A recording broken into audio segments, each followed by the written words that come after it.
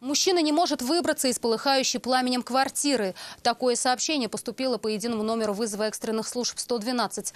К месту происшествия на улицу Ютазинская экстренно прибыли несколько пожарных расчетов и медики. Хозяин квартиры рассказал Алие Хайруддиновой, что стало причиной пожара. Я оставил непотушенную сигарету. Мужчина сразу признался, что причиной возгорания стала тлеющая сигарета. Почуяв запах горелого, он сначала пытался потушить огонь сам, но не смог. Затем хотел выбраться из квартиры, когда понял, что дышать уже нечем. Но сделать это ему также не удалось. Он передвигался только при помощи костылей. Благо, дым почувствовали и соседи, которые позвонили на единый номер вызова экстренных служб 112 и сообщили, что в горящей квартире находится человек. На место прибыли несколько пожарных расчетов и медики. Вы себя нормально чувствуете? Не пострадали? Нет, не пострадал.